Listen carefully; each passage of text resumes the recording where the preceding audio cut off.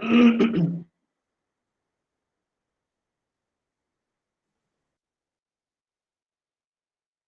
Assalamualaikum warahmatullahi wabarakatuh. Uh, Selamat petang semua.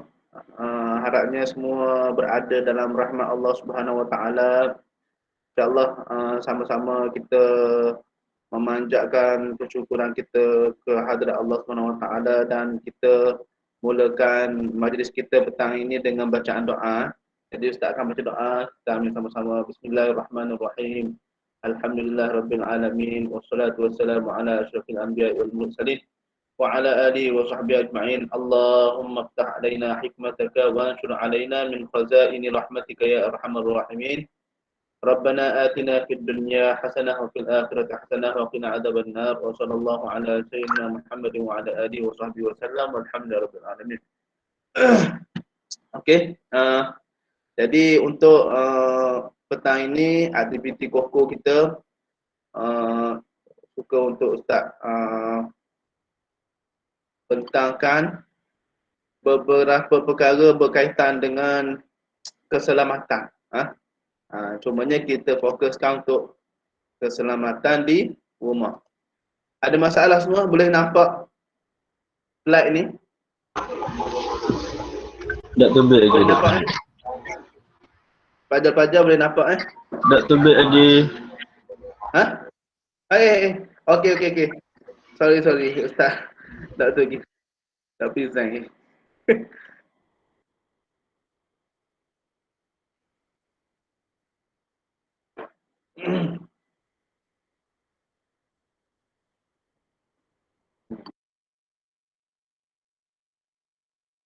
Alhamdulillah ada lagi yang baru masuk. Jadi terima kasihlah semua sudi bersama Ustaz hari ni untuk program aktiviti koko.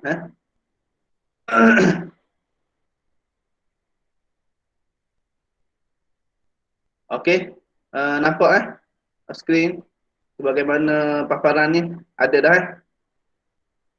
Okey, Ustaz nak mula dah.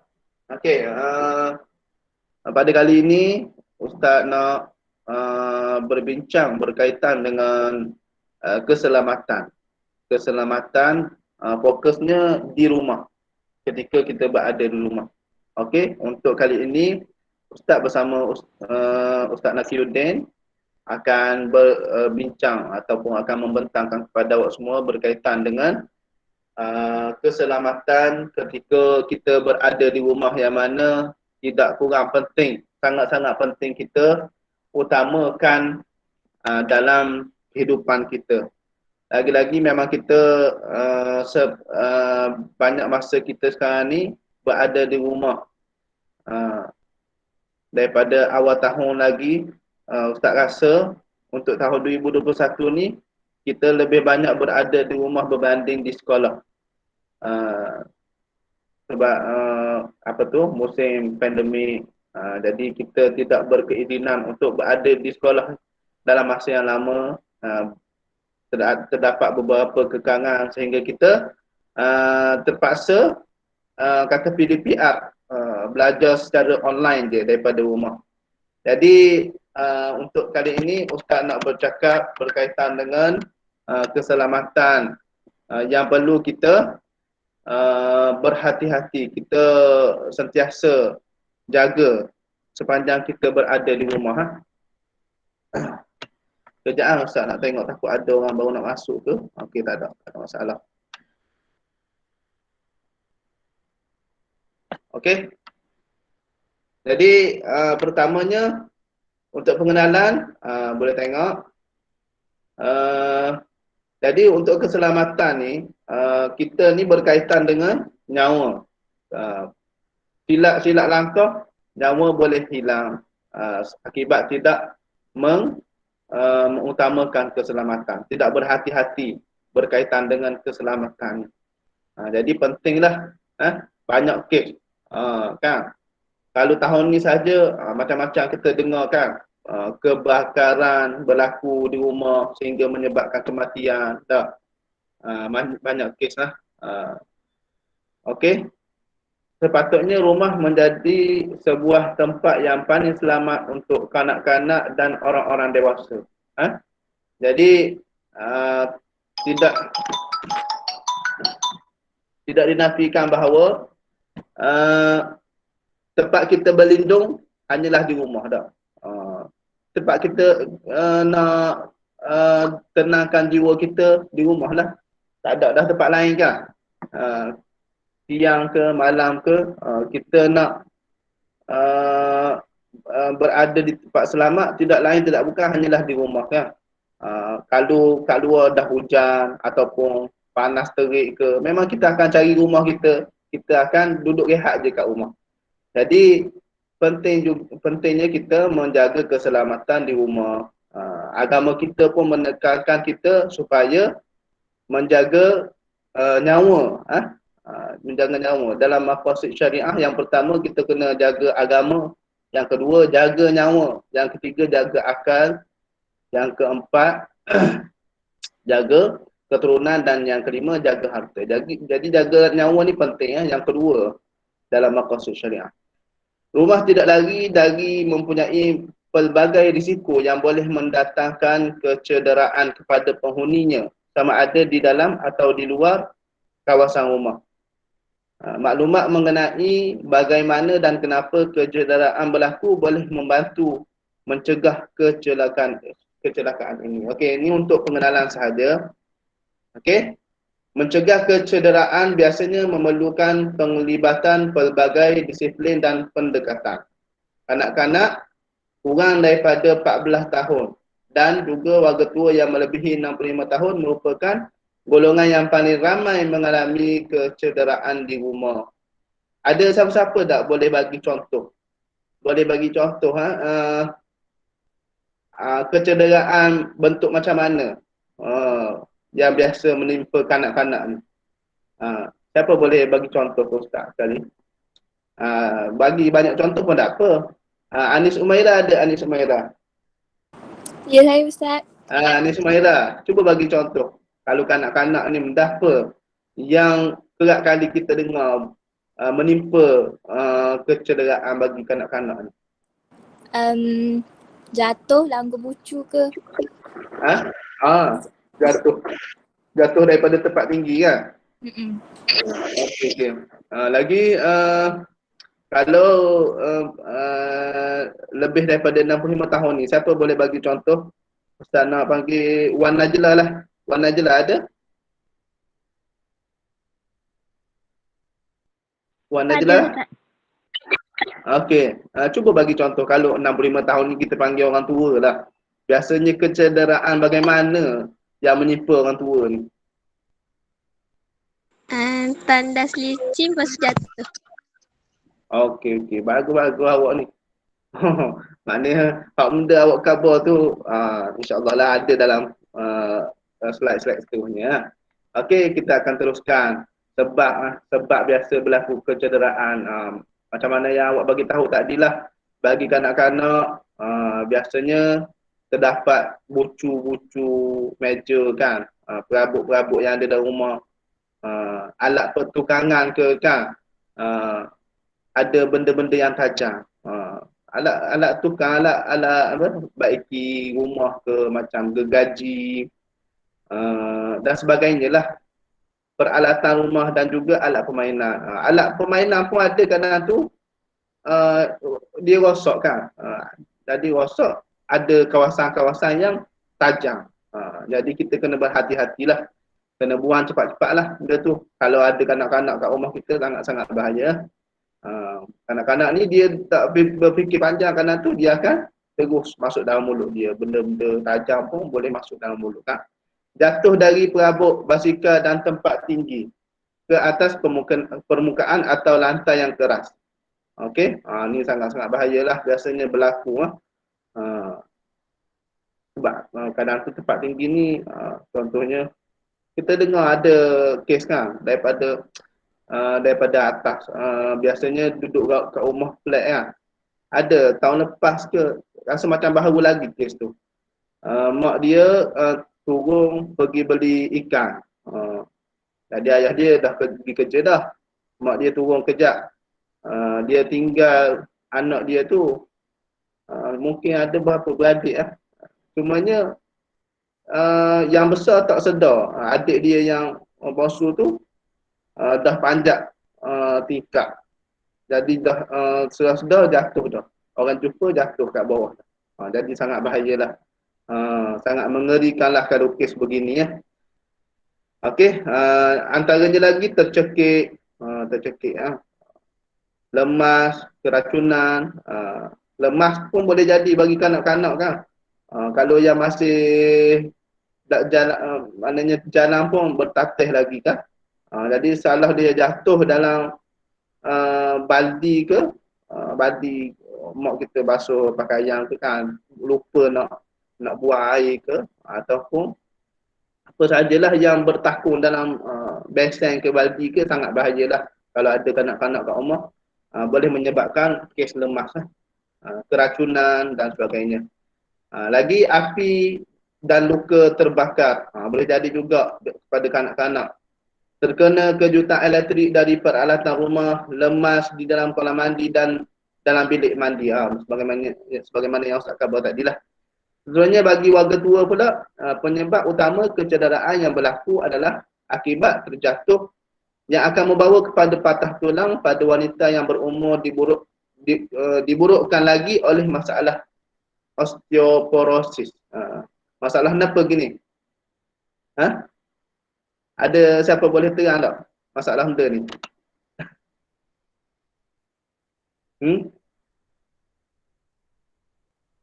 Masalah bagi orang tua dah. Dia tak sama macam orang muda kan. Orang muda ni dia tulang dia masih kukuh kan. Jadi kalau orang yang dah berumur ni dia dah tak gagah macam orang muda kan. Jadi kalau berlaku apa-apa hentakan ke apa kan, dia mudah macam kata rapuh lah tulang dia. Mudah patah dan sebagainya. Bagi kecederaan di dalam rumah, peratusnya adalah lebih tinggi berbanding dengan kejadian di luar rumah. Gitu sebenarnya. Dalam rumah ni sebenarnya kalau kita tidak berhati-hati, risiko dia lebih tinggi berbanding di luar rumah. Biasa orang berhati-hati kat luar rumah kan. Takut kena colek, kanak-kanak lah, takut kena colek dan sebagainya. Tapi sebenarnya banyak kes berlaku kecederaan, maknanya ancaman keselamatan banyak berlaku dalam rumah lagi.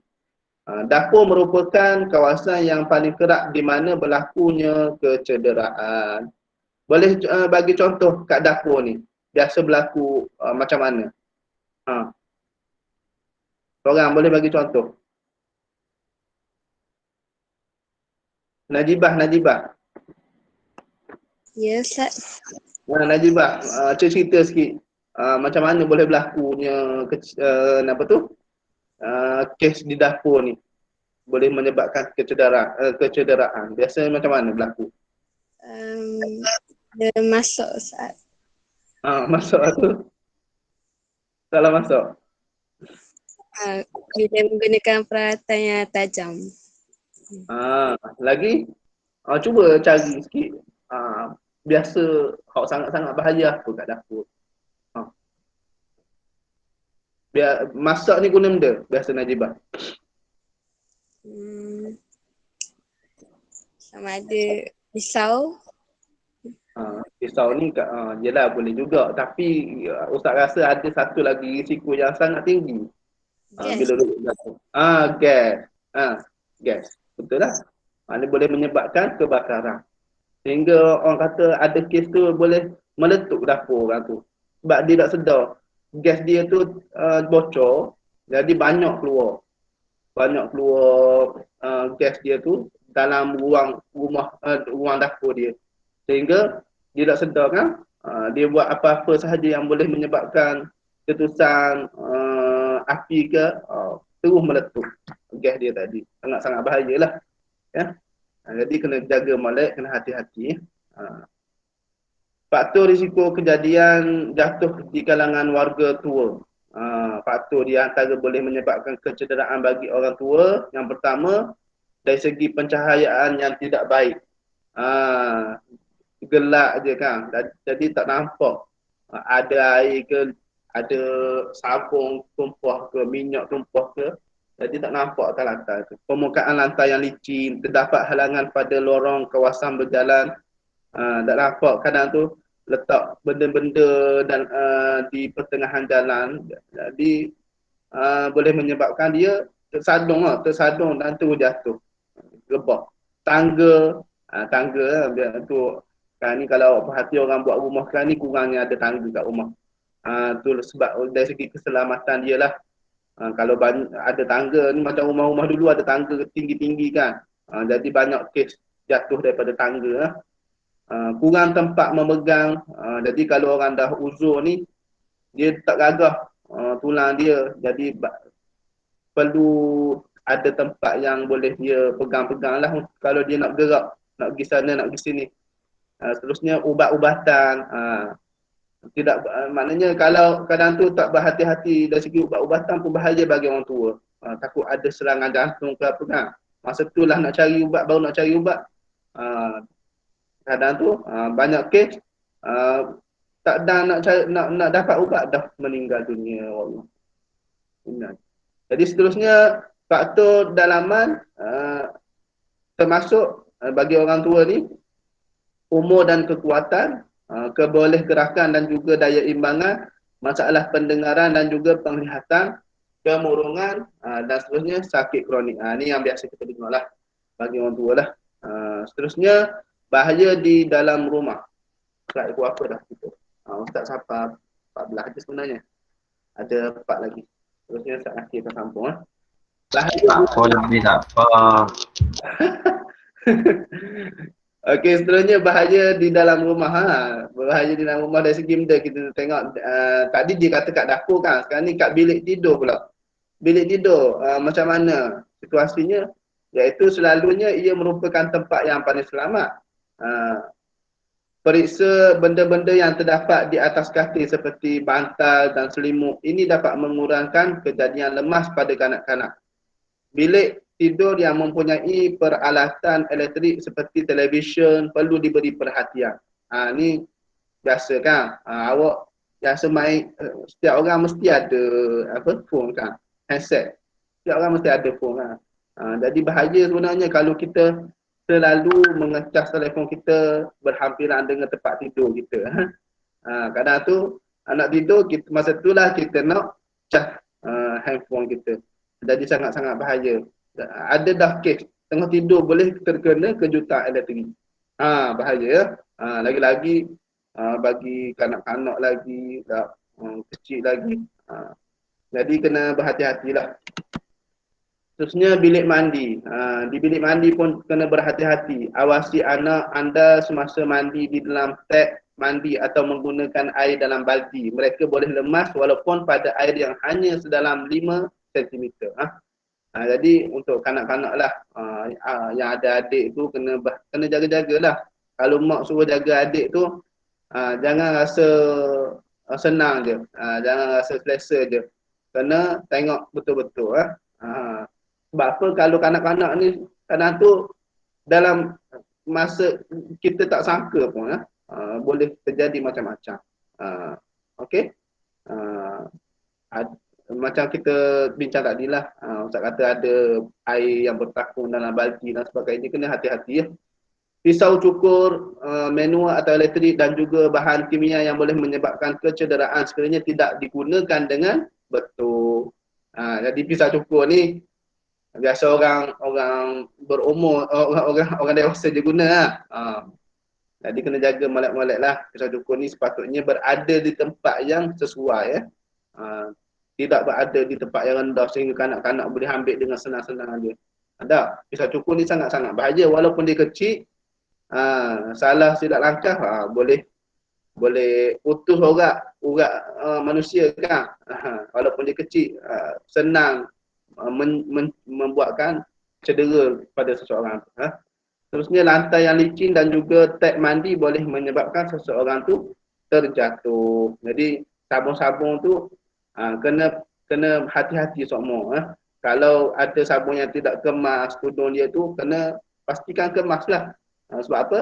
Salah orang tak sedar dia dah jatuh tumpah ke atas lantai, sangat-sangat bahayalah. Okey, seterusnya tangga. Tangga ni kalau ada tangga kat rumah lah. Dia kata apa? Ini merupakan lubuk bahaya dalam rumah yang bertingkap. Bagi melindungi kanak-kanak, terutamanya kanak-kanak yang kecil, pintu kecil perlu dipasang untuk keselamatan. Itu dia seorang akan buat penghadang pula kalau ada tempat-tempat yang bahaya dalam rumah tu kan. Nak turun tangga tu, dia ada penghadang kat pintu tu. Kalau ada anak kecil kat rumah, memang sangat-sangat perlulah untuk buat benda ni. Jangan tinggalkan barang-barang seperti alat permainan di atas tangga kerana ini boleh terpijak dan jatuh. Okey. Terusnya apa dah? Ni terakhir lah. Ada dua lagi. Lantai bahaya yang datang dari barangan elektrik dan juga penggunaan pengalas lantai yang salah. Jadi kena berhati-hati juga dari segi keadaan lantai kita lah. Lantai licin dari tumpahan cecair adalah berbahaya. Dan terakhir sekali daripada Ustaz, berkaitan dengan bilik belajar. Di dalam bilik ini, ibu bapa perlu lebih berhati-hati terhadap peralatan elektrik, hiasan yang digantung, bahan kimia dan juga alat perabot boleh mendatangkan bahaya seperti rak buku yang penuh dengan buku-buku yang boleh menyebabkan buku-buku itu jatuh dan menimpa kanak-kanak apabila mereka cuba mengambilnya. Benda-benda yang tergantung dalam bilik tu kita kena perhatikan juga. Kadang tu paku tu dah tak kemas dah, kita gantung jam. Jam pula ada jam macam-macam jenis jam. Ada jam yang jenis buat daripada besi besi ke apa, diberak gitu kan. Kalau silap hari tu lah dia boleh jatuh atau orang sakit tu kan. Boleh menyebabkan kecederaan jugalah. Dan sebagainya lah, macam perabot. Kita tengok dah ada perabot dalam bilik kita tu penuh dengan buku dah, nak terbalik dah. Kita jangan biar macam tu sajalah. Perlu kepada cari perabot yang lain lah, ataupun kita guna inisiatif lain lah biar berada dalam keadaan selamat. Alat tulis yang tajam seperti gunting boleh menjadi sangat bahaya jika diambil main ataupun diambil mudah diambil oleh kanak-kanak lah. Jadi jangan biarkan benda-benda tajam ni berada di kawasan-kawasan yang rendah, yang mudah untuk kanak-kanak ambil. Jadi kita kena berhati-hati di sini. InsyaAllah. Okey. Wallahu a'lam, itu sahaja daripada Ustaz. Seterusnya akan disambung oleh Ustaz Naki. Okey, baik. Terima kasih Ustaz Izzat. Alhamdulillah kita dapat bersama-sama pada hari ini. Untuk seterusnya, Ustaz akan jelaskan untuk bahagian dapur. Yang mana bahagian dapur ni, biasalah kalau kita tengok mak-mak lah ada kat dapur ni. Tapi kadang-kadang ada bukan baby, adik-adik kecil kan. Adik-adik kecil, kadang dia lari pergi kat mak. Kadang mak tengah masak, lari pergi peluk mak. Macam tu kan, betul tak? Aisyah buat gitu tak dulu kecil-kecil? Senyap je Aisyah pun. Okey. Okey, bahagian ni antara tempat-tempat yang bahayalah untuk budak-budak kecil-kecil. Sebab apa? Sebab kat sini lah ada pisau, kat sini lah ada minyak panas, ada kuali panas. Macam-macam ada kat sini. Jadi tempat ni antara tempat-tempat bahaya. Jadi awasilah adik-adik. Kalau adik lari pergi dapur tu, cepat-cepatlah ambil lah. Okey, seterusnya Ustaz Izzat. Laman rumah. Laman rumah ni kalau kata rumah taman tu kurang lah sikit kan. Kalau rumah taman ni biasanya rumah tu dia tak ada tanah sangat. Okey. Ni lebih kepada kita tengok rumah-rumah kampung atau rumah taman yang semi-D tak pun banglo kan. Dia ada bahagian tanah dia tu. Tempat-tempat ni kita kena tengok-tengok. Kadang-kadang ada ular. Kita tak maulah. Ada lipan, ada serangga berbisa macam kalajengking ke apa kan. Selain itu terdedah juga kepada peralatan kebun macam dengan cangkui. Mana kita tahu adik-adik kita pergi belakang senyap, dia buat apa tu. Duk mencangkui tanah rupanya. Okey. Seterusnya bilik store dan juga garaj. Bagi rumah-rumah anak-anak yang ada store, ada garaj ni kan, garaj kereta ke apa kan. Larang adik-adik kecil kita untuk pi ke situ. Sebab apa? Macam-macam ada alat-alat tukang, ada screwdriver apa semua, tak pergi dia pijak ke, paku-paku ke apa kan. Lagi pijak, darah habis. Okey, seterusnya. Okey, kita tengok langkah-langkah pencegahan lah untuk kita ambil berat benda ni. Kena ambil berat. Bab-bab pencegahan, bab-bab keselamatan ni kita kena ambil berat. Okey, pencegahan dari kecederaan di rumah. Terjatuh bagi bayi dan kanak-kanak. Okey, kita nak elokkan kanak-kanak terjatuh atau orang kata apa, lari pi belaga bucu ke apa kan. Okey, contohnya kita pasang pagar keselamatan pada tangga. Untuk apa? Untuk kita tak mau dia lompat pi terjun tangga, jatuh pi mati, jenuh. Okey, seterusnya elakkan penggunaan walker yang beroda. Okey, Ustaz nak tanya, siapa ada adik kecil kat rumah? Najla ada, Najla. Adik kecil kat rumah. Najibah ada tak? Ada. Najibah ada adik kecil. Ada tak yang pakai walker? Walker tu tahu tak apa dia? Tahu tak walker tu apa? Tak tahu Ustaz. Hak baby duk naik, baby duk naik tu dia orang kata untuk berlatih jalan tu kan. Walker lah orang panggil nama dia. Pasal apa? Elakkan penggunaan walker beroda. Walaupun kita tahu kegunaan dia tu, mereka kata untuk bagi baby ni mudah berjalan, pi berlatih kaki ke apakah. Tapi bahaya dia sebab apa? Apabila dia duduk atas walker tu, dia mudah capai benda-benda yang tinggi. Contohnya dia boleh dekat dengan TV, lepas tu dia tarik pok, jatuh atas dia. Kan? Elakkan penggunaan walker yang beroda. Seterusnya awasi anak-anak anda. Ciwah anak-anak. Awasi adik-adik lah. Awasi adik-adik apabila dia baby-baby baru nak start jalan. Baru dia nak start nak jalan ni, dia merangkak dulu. Lepas tu dia memanjat. Awasilah, maksudnya tengok. Mau kalau dia panjat tu nak terjatuh ke, cepat-cepat pegang lah. Okey, seterusnya. Bayi sepatutnya tidurkan di katil bayi ataupun di atas lantai. Okey. Banyaklah kita tengok kes-kes baby ni daripada atas katil dia terjun, bukan terjun. Dia golek, puk jatuh ke bawah. Dia golek, puk jatuh. Bahaya tau apa? Bahaya apa? Bahaya ni kepala. Bila kepala dia jatuh dulu, dia bengkak ke, ada pendarahan dalam ke, kita tak tahu. Ni tambah katil-katil. Kalau dulu orang tidur atas tilam bawah tak apa. Ni semua pakai katil, pakai tilam tinggi-tinggi. Kan? Jatuh pi baby pun ada pendarahan dalam kepala. Jenuh kita. Okey. Elakkan letak baby atas. Tak pun kita beli, kalau tengok cerita-cerita orang putih tu, mereka ada katil baby tak. Dia ada katil baby, letak dalam tu. Kalau tak ada katil baby, bos tilam kat bawah ni, bagi baby duduk kat bawah macam tu. Okey. Pada peringkat umur tertentu, kanak-kanak cenderung untuk memanjat. Jadi kita kena buat apa? Elakkan letak barang-barang yang berbahaya. Bila dia panjat, contohlah dia panjat kabinet ni, contoh kabinet TV lah.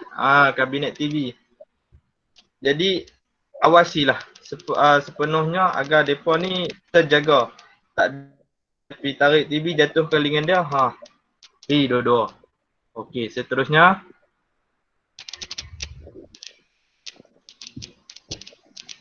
Mana Ustaz Izzat? Cepat bersihkan lantai sekiranya tertumpahkan sesuatu di lantai. Simpan semua hamparan atau permedani yang dilipat. Pastikan benda-benda tu tak bersepah di atas lantai. Simpan pisau dan segala objek tajam di tempat yang selamat. yang tak boleh dicapai oleh kanak-kanak. Okey. Ni tumpu kepada lantai. Yang mana lantai ni apabila lincin, contoh kalau kata kita pakai jenis tile, lantai jenis tile, kalau lincin je baby budak-budak ni dia suka lari. Dia lari-lari puk, dia pijak ayak atas lantai puk, jatuh pi tersembam kepala. Jadi elokkan biar lantai tu basah. Jangan pun ada jenis pemaidani ni jenis lari-lari sepak pun jatuh. Kan ada jenis, kalau pemaidani kan ada kalau kita tak letak betul-betul dia terlipat. Jadi elokkan benda-benda tu, okey. Untuk warga tua, okey, untuk warga tua seperti mana yang kita tahu banyak berlaku kematian daripada warga-warga tua ni disebabkan benda-benda kecil. Antaranya jatuh bilik ayak, jatuh kat tangga, macam-macam lah. Sebab apa? Mereka ni kaki dia tak kuat dah. Lutut orang panggil lutut. Lutut orang tua-tua tak kuat. Jadi kena jagalah. Okey, gunakan perabot yang sesuai yang mempunyai ciri-ciri keselamatan seperti pemegang di bilik air. Okey. Selalunya kalau kita biasa tengok lah, kalau kita biasa tengok bilik ayak OKU. Bilik ayak OKU ni bilik air.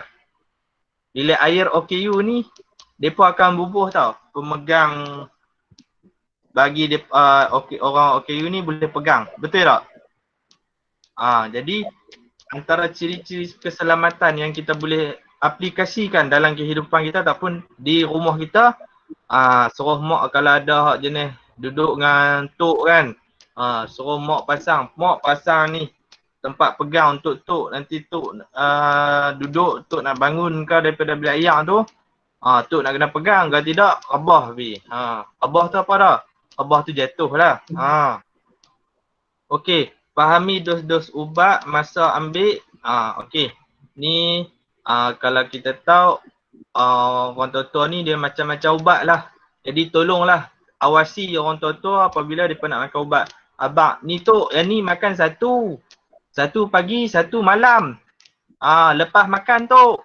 Kena abang. Tak gitu, tak tahu. Tok kira ambil makan pun, makan, tak tahu apa. Hak makan sekali jadi makan 3 kali. Betul tak? Jadi tolonglah tolong tengok dekat tok, tolong baca Ustaz. Tok mai nak baca ni inskripsi ubat ni macam mana, nak kena makan berapa kali sehari. Okey. Faham tak? Tolong tok nah. Okey, seterusnya jika ada keluarga yang terdiri daripada warga tua, lebih sesuaikan tinggal. Okey, apabila kita tengok kita jaga orang tua, contohnya tok mai ke rumah kan, tok kita daripada kampung mai melawat kita kat dekat rumah banglo kita. Banglo kita 2 tingkat, 3 tingkat. Okey, macam mana nak buat? Pastikan rumah bilik untuk tok tu bawah sekali. Kalau rumah ada 3 tingkat, kita pilih duduk tingkat 3. Tok bagi duduk tingkat 1, jangan bagi tok duduk tingkat 3. Jenuh tok nak naik. Orang nak sampai tu dah lah rehat kat tingkat dulu. Tak? Maksudnya janganlah bagi tingkat tinggi kat tok, bagi bawah saja. Okey. Racun dan juga ubat-ubatan. Okey, racun dan ubat-ubatan ni pastikan tidak ada diletakkan di bawah atau tempat-tempat yang mudah dipegang oleh kanak-kanak. Maksudnya mudah dicapai oleh kanak-kanak. Kalau kata perlu buat satu kotak ubat lah, kotak peti kecemasan. Peti kecemasan tu tak tinggi-tinggi sikit. Dalam tu kita nak buh Dettol lah apalah kan. Iodine lah. Jadi tak tinggi-tinggi sikit. Lagi budak-budak kan dia tahu. Buka ambil dia ingat ubat batuk. Mak ni cik batuk. Mak kata pergi ambil ubat lah. Dia pergi ambil iodine dia pergi. Lepas tu dia pergi minum. Jenuh kita. Okey. Jadi sebagai orang dewasa, orang yang dah fahamlah tentang ubat-ubatan racun ni, tolong awasi anak adik-adik anda. Okey, seterusnya simpan botol minyak tanah di dalam kabinet atau di tempat yang tinggi. Deterjen dan sabun basuh adalah bahan yang membahaya. Okey.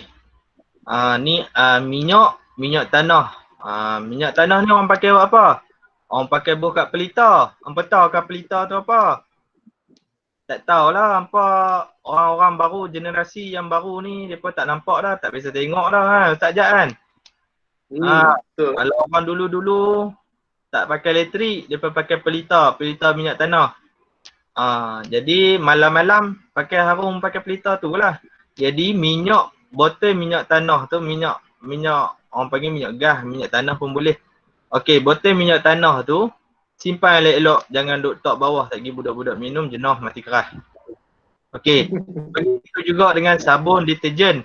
Sabun deterjen ni jangan tok mata lah. Letak elok-elok, simpan. Jangan bagi nampak kat budak-budak, lagi depa ingat, oi susu apa ni sedap kan bau. Susu bau lavender.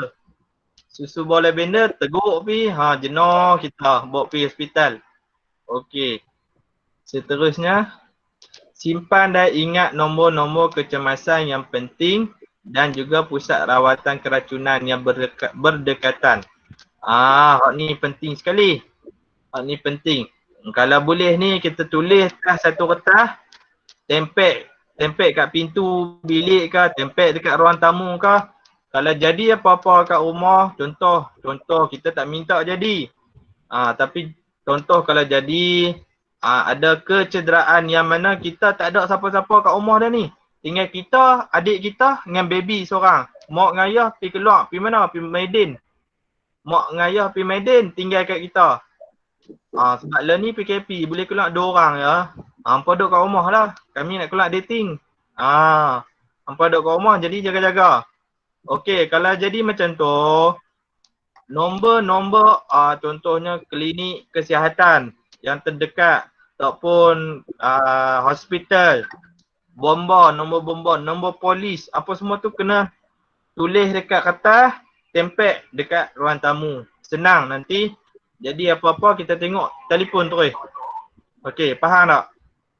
Racun serangga tidak sepatutnya dibiarkan terdedah. Macam racun-racun tikui, racun semut, racun cicak, macam-macam jenis racun tu. Jangan letak mata, bubuh dalam bekas elok-elok, simpan. Okey, faham? Okey. Seterusnya. Okey, ni benda-benda yang selalu terjadilah. Ni orang panggil lemas. Lemas ni terlalu banyak kes dekat Malaysia ni berkenaan dengan lemas. Terutama di, kalau sekarang ni kita dengar di Allahumma salli alaihi di rumah-rumah pengasuh. Kalau rumah pengasuh ni banyak kes dah. Kes apa? Kes baby jatuh dalam baldi. Banyak ni dah ayak. Ayak banyak tu je. Nampak tak jari Ustaz? Banyak tu je ayak. Baby jatuh dalam baldi, ayak banyak tu, dia tak boleh nak keluar balik, pergi. Pergi syurga lah. Sebab dia baby. Pergi syurga. Ayak banyak tu lah. Tak kena banyak. Jadi hati-hati apabila guna ayak. Kalau rumah kita ada baby ke apa yang boleh berjalan dah, yang boleh merangkak. Pastikan lepas kita guna baldi tu, buang ayak. Ataupun kita terlengkuk terus baldi tersebut. Okey. Rumah yang mempunyai kolam renang seharusnya dipagar di kelilingnya bagi mengelakkan kanak-kanak menggunakannya tanpa pengawasan. Ni pun penting juga. Kolam renang lah. Kalau rumah Ustaz tak ada kolam renang. Rumah Ustaz ada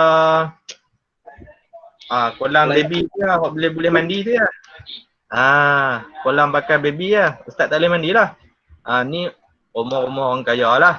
Macam rumah siapa anak orang kaya kat sini? Angkat tangan. Rumah siapa ada kolam renang? Semua tak ngaku. Semua humble je. Bagus. Rumah yang ada kolam renang tu, jaga-jaga, suruh pok buh pagar. Okey, faham? Okey, seterusnya luka terbakar dan melecur. Biasakan dan pasang alat penggerak untuk mengesang asap. Okey. Jauhkan kanak-kanak daripada memasuki dapur. Jauhkan pemegang peralatan yang panas daripada jangkauan kanak-kanak. Sorokkan semua mancih pemetik api. Sentiasa merasa suhu air pada alat pemanas mandian sebelum memandikan anak anda atau adik anda. Okey. Untuk luka terbakar dan melecur, pastikan anda tahu bagaimana nak merawat. Apa orang panggil apa? Untuk rawatan awal. Macam mana nak cuci luka, nanti kita belajar nanti kita buat praktis kat sekolah noh. Ustaz Izzat, kita ejah noh PBSN kita buat. InsyaAllah akan datang. Okey. Jauhkan anak-anak sekiranya anda sedang menggosok pakaian, jangan sekali-kali membiarkan setrika terpasang. Jangan tinggalkan atau biarkan api yang menyala seperti lilin dan pelita pada kanak-kanak. Okey. Kalau rumah kita tak ada elektrik, jenis pakai lilin tu, suruh adik-adik pergi tidur awal lah. Yang nak main lilin pula. Kadang-kadang ada jenis macam tu dia seronok duk main lilin, duk main tangan kan, nampak ada rabbit lah apa lah kan. Main lilin seronok dulu, kami kecil-kecil dulu pakai lilin kan. Lepas tu elektrik kurang ada sikit, pakai lilin. Lepas tu duk main keliling-lilin tu, buat bayang-bayang sana, bayang-bayang sini, macam-macam lah. Okey, jadi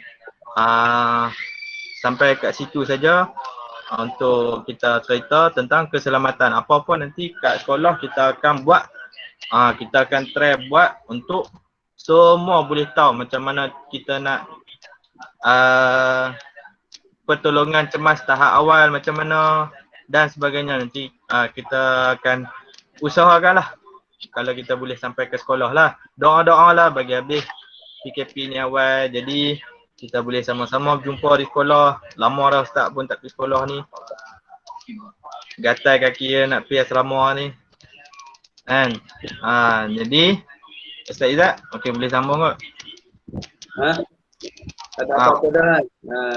InsyaAllah lah apa yang kita kongsikan, kita bincang petang ni, kita dapat ambilkan sebagai panduan untuk kita aplikasikan dalam kehidupan kita seharian sebagai langkah pencegahan untuk keselamatan diri kita dan juga setiap orang yang ada dalam rumah kita, ahli rumah kita, insyaAllah.